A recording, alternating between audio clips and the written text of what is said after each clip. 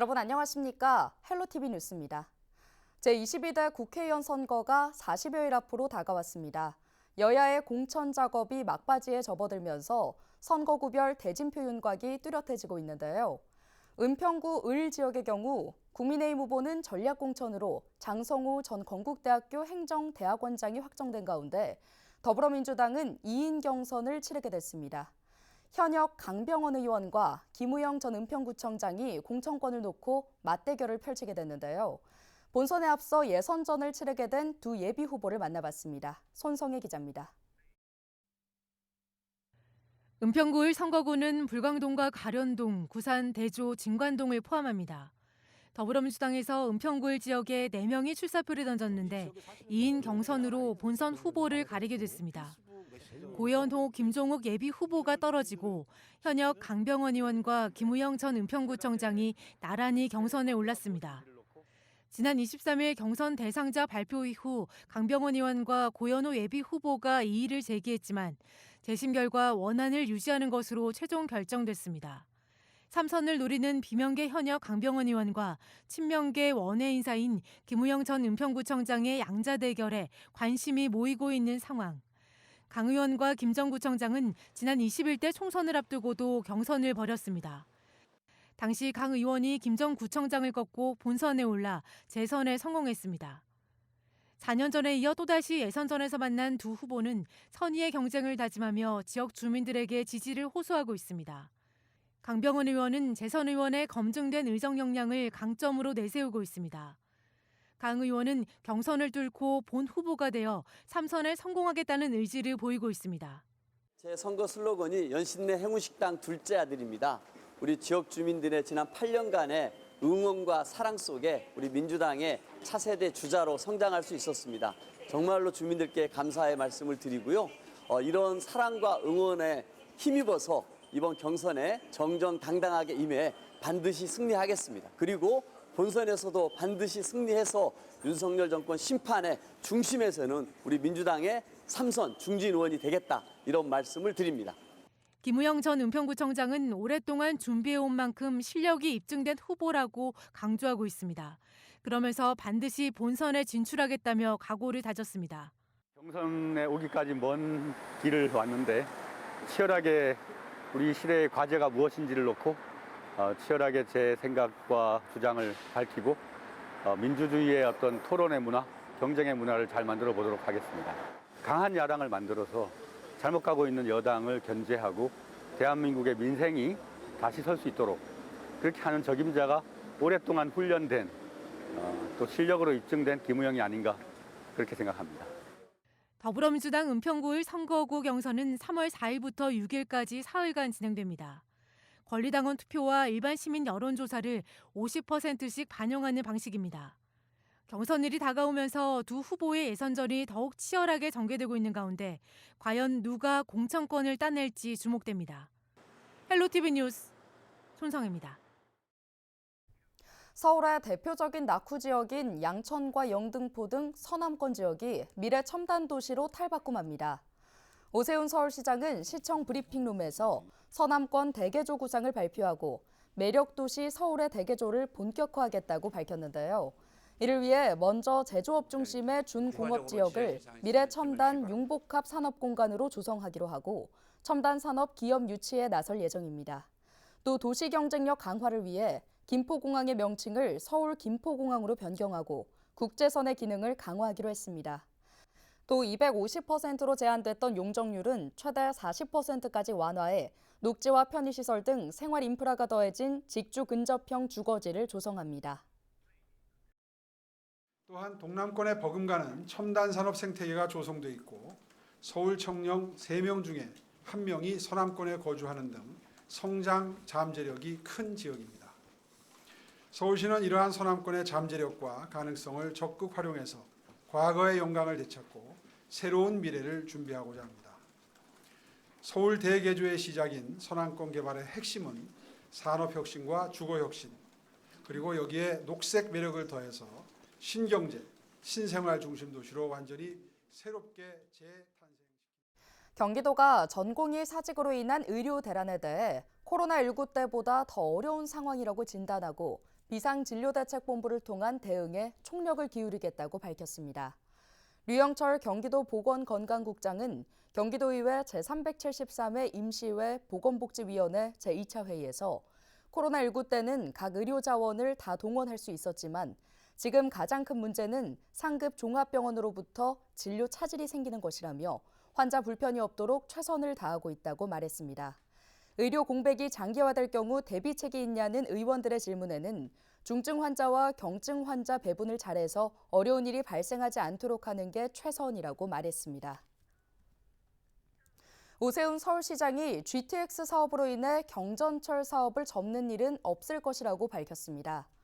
서울시의회 문성호 의원은 지난 22일 오세훈 시장을 상대로 한 시정 질문에서 GTX 사업으로 인해 서울시가 경전철 사업을 접는 것 아니냐며 이에 대한 서울시의 입장을 물었는데요. 이에 대해 오 시장은 GTX로 인해 오히려 교통 소외 지역이 더 부각될 것이고 역사 간 거리가 먼 GTX 특성상 경전철은 분명 필요하다며 경전철 사업을 지속한다고 답했습니다. 오 시장은 수도권의 경우 예타 제도를 개선해서 경제성 이외 비중을 강북 지역의 교통 불편 해소 방안을 마련해야 한다며 이를 위해 정부와 심도 있게 논의하겠다고 덧붙였습니다. 국토교통부 대도시권 광역교통위원회는 지난 26일 수도권 외곽에서 출발해 서울 주요 지역으로 향하는 5개 광역버스 준공연제 노선을 29일부터 순차적으로 운행한다고 밝혔습니다. 29일에는 안성, 다음 달 1일에는 평택, 4일에는 의정부 등 버스가 각각 운행 예정인데요. 이번에 운행을 시작하는 5개 노선 중 의정부, 안성 노선은 준공영제 신설 노선으로 의정부시의 경우 밀락 고산지구 주민들의 통학, 통근 등 교통 편의를 크게 향상할 것으로 기대됩니다. 또 노선별 이용 현황을 주기적으로 모니터링해 이용 수요에 따른 배차 간격 조정 및 증차 증회 운행 등을 통해 출퇴근 시간대 교통 불편을 지속적으로 줄여나갈 계획입니다. 서울시가 도시 경쟁력 강화를 위해 김포공항의 명칭을 서울 김포공항으로 변경합니다. 서울시는 국제 비즈니스 활성화와 김포공항 브랜드 가치를 높이기 위해 김포공항의 명칭을 서울 김포공항으로 변경하기로 하고 국토교통부에 건의할 예정이라고 밝혔는데요. 또 국제선 기능을 강화하기 위해 2,000km 이내로 제한된 김포공항 국제선 전세편 운영 규정을 3,000km까지 확대해 동아시아 주요 도시와의 비즈니스 교류를 확대할 계획입니다. 더불어 도심 항공교통 상용화를 위해 여의도에 수직 이착륙 공항을 구축하고 김포공항 혁신지구에는 도심 항공교통 복합 환승센터를 조성하기로 했습니다.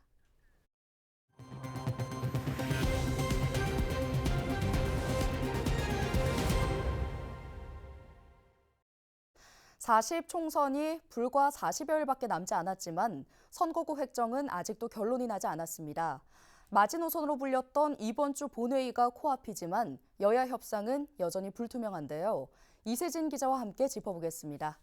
이 기자, 이 선거구 획정안이 처음 국회에 제출된 게 지난해 12월입니다. 왜 아직도 처리가 되지 않은 걸까요? 네, 여야 갈등의 가장 큰 쟁점은 선거구 통합이었습니다. 선거구 획정위가 지난 12월 국회에 제출한 획정안을 보면 인구수에 따라 기존 선거구가 합쳐지거나 나눠지는 경우가 있습니다. 수도권에서는 경기 부천을 예로 들 수가 있겠는데요. 획정이 안대로라면 부천은 4개 선거구가 3개 선거구로 줄어들면서 의석수가 한 석이 줄어듭니다. 그런데 이곳 현역 의원들이 모두 민주당 소속이다 보니 의석수를 유지하느냐 또는 축소하느냐에 따라서 정치적 유불리가 발생합니다.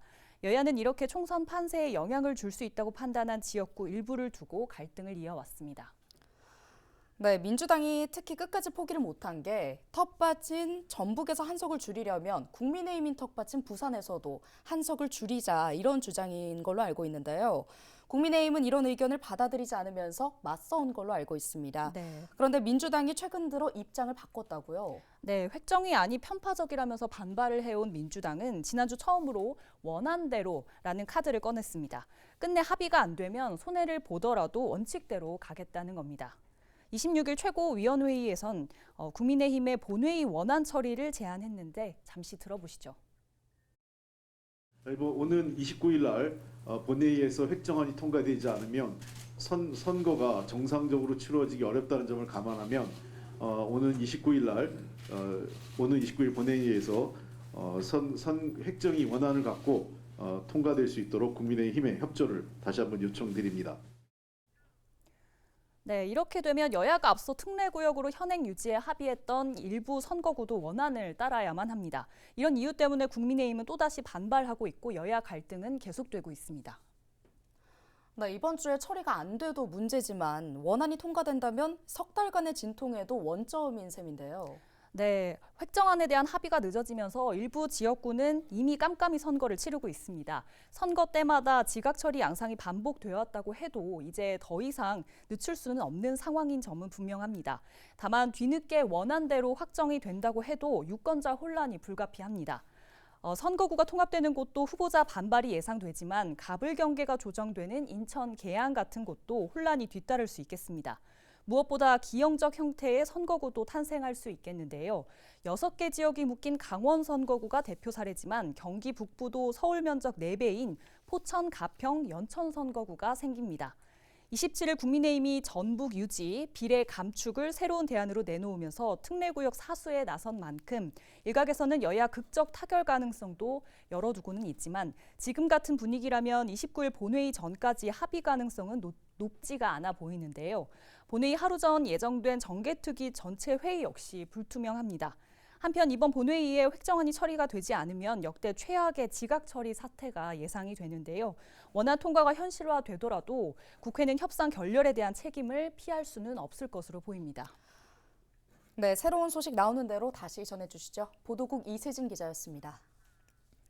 다음 소식입니다. 서울시가 지상철도를 지하화하고 철도부지 상부를 개발하기 위한 준비 작업에 본격 착수합니다.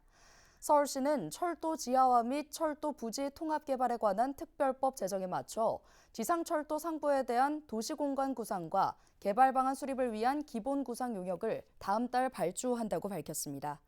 철도 지하화 특별법은 먼저 지상의 철도를 지하화하고 이렇게 확보된 지상철도 부지와 그 주변을 국유재산 출자 등을 통해 개발하는 것을 골자로 하고 있습니다. 서울시는 용역을 통한 구상안을 국토부에 제안하는 등 국토부가 수립하는 종합계획에 서울시 여건이 반영될 수 있도록 철도 지하화 실현 방안을 발빠르게 마련하겠다는 방침입니다. 다음 달 전국적으로 분양 물량이 10,000 가구를 밑돌면서 23년 만에 가장 적은 수준에 그칠 것으로 전망됐습니다. 부동산 R114 자료를 보면 다음 달 전국에서 분양 예정인 아파트는 총 8,466가구로 3월 기준 지난 2001년 이후 가장 적은 물량입니다. 수도권에서는 5,582가구가 분양 예정인데요. 경기도 4,651가구, 인천 732가구, 서울에선 199가구가 공급될 예정입니다. 부동산 R114는 청약제도 개선으로 청약홈이 개편에 들어가면서 3월 분양시장이 쉼에 들어간다고 설명했습니다. 올해 초등학교 1학년 예비 소집 인원이 사상 처음으로 40만 명 아래로 내려간 36만 9,441명을 기록한 가운데 수도권에서만 입학생이 1명도 없는 초등학교가 9곳인 것으로 나타났습니다. 교육부 자료를 보면 전국적으로 취약할 아동이 없는 학교는 157곳인데요. 지역별로는 전북이 34개 학교로 가장 많았고 경북 27곳, 강원 25곳, 전남 20곳 등 비수도권 지역에 집중됐습니다. 수도권의 경우 서울은 없었고 인천이 5곳, 경기도가 4곳입니다. 반면 학령 인구 수는 지속적으로 줄어들 전망입니다. 한국교육개발원이 발표한 2024에서 2029년 학생 수 추계 자료를 보면 초등학교 신입생 수는 내년 31만 9,935명으로 감소하는 데 이어 2029년에는 24만 4,965명까지 줄어들 것으로 예상됩니다. 오늘 준비한 소식은 여기까지입니다. 함께해 주신 여러분 고맙습니다.